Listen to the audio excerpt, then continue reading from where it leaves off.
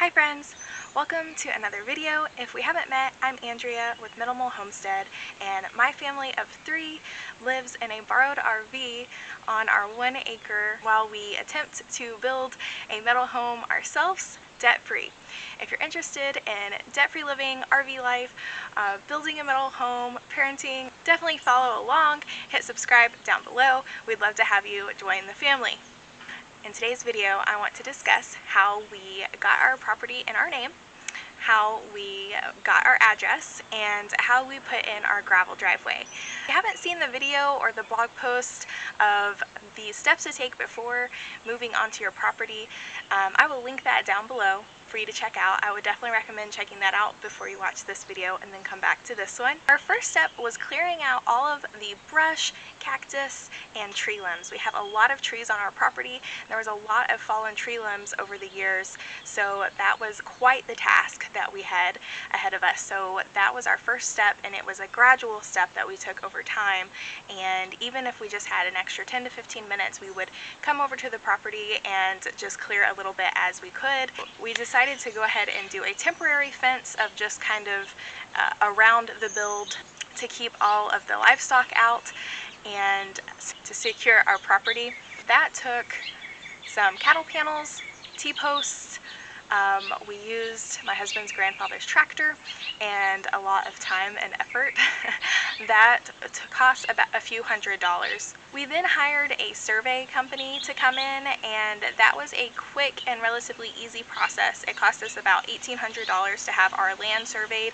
We also had 2 easements in that. Another thing that we learned along the way is that when you have a survey, you then have to hire a lawyer to be able to draft a deed for you. So we had an added expense that we didn't foresee. That was about $500. It was a quick and easy process, and we enjoyed the people that we hired for the survey and the lawyer that we hired. It was a great experience, but it was a little bit of an oversight on our part that we didn't expect. It took less than a week to have that deed drafted, and I would say go ahead and give yourself 2 weeks to have the survey done. After you have your deed and your survey, you can take that to your county and they will file it for you. To obtain your address, you have to take those documents and the document that you have filed, they'll give you a copy of, you'll take that to the 911 department of the county, and they're the ones that actually issue the address. Our situation was a little bit different since this was done during COVID, so everything was done over the phone and through email. They will issue you an address and an official letter that you will take to the post office that they tell you to, your closest post office. And once again, we ended up emailing that to our post office, but you can take it there and file it with the post office, and they will give you instructions of where to put your mailbox, and then you can start receiving mail. So then we decided to buy a mailbox and install it, and we started receiving mail. All of this process, it probably took about a month or so. All of that was happening. We were also putting in our driveway so we could access our property. Before, we were just climbing over a ladder, climbing over a fence to access our property. So we opened up some fence panels, put some more cattle panels to make our driveway. We once again had to clear cactus and limbs and debris, and that actually takes a little bit longer than you would think. There was a lot of cactus that needed to be removed. We decided to put an edging in in hopes to keep our gravel where the gravel should be and the grass where the grass should be, to make mowing easier and make it look cleaner. And that was definitely a learning process for us.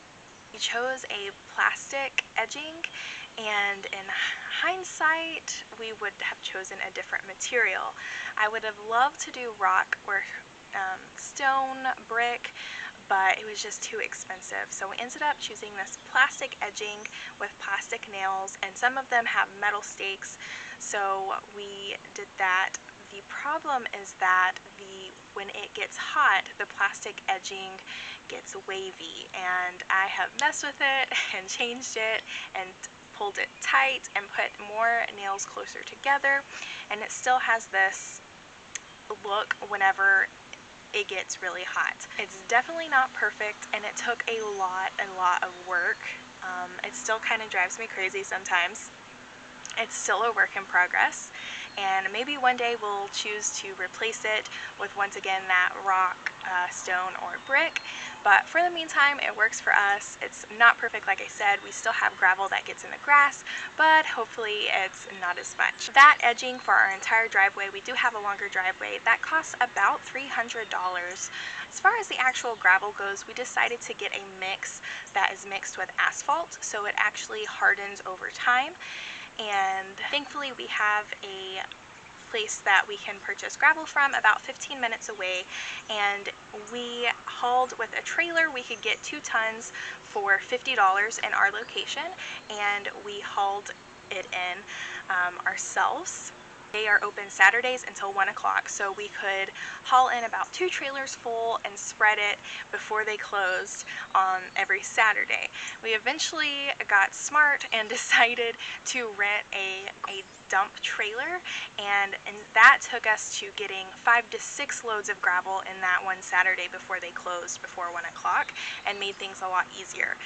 We still spread all of the gravel by hand, and that was quite the deed, quite the task. Before we laid that gravel, we took the tractor and tried to level the ground as much as possible. Once again, it wasn't perfect. We tried our best, and we just tried to get a good base.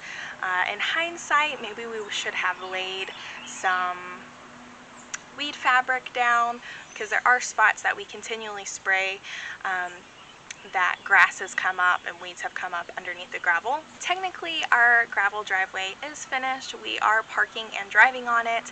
However, it is a work in progress, and it probably will be for quite some time.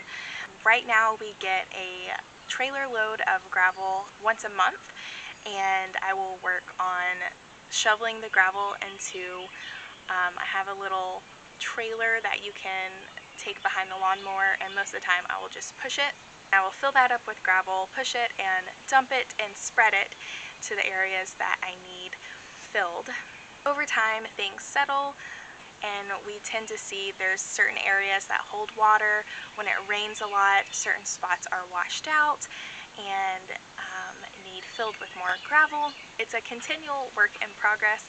I have a little OCD around it. I've changed things up several times, and right now I'm just filling holes as needed, and I have a lot of work ahead of me, but I just do a little bit at a time and do about a weekend, 2 weekends worth every month.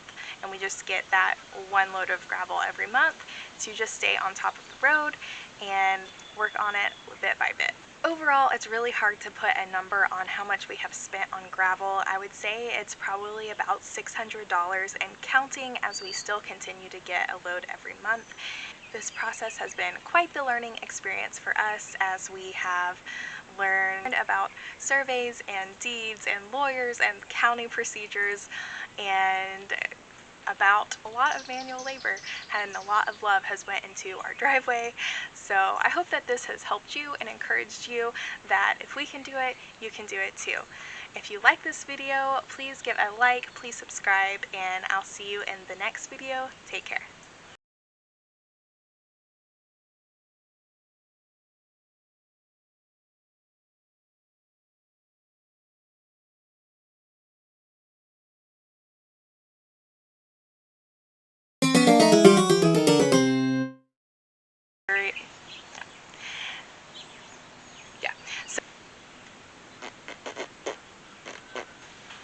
Yeah. So yeah. Uh,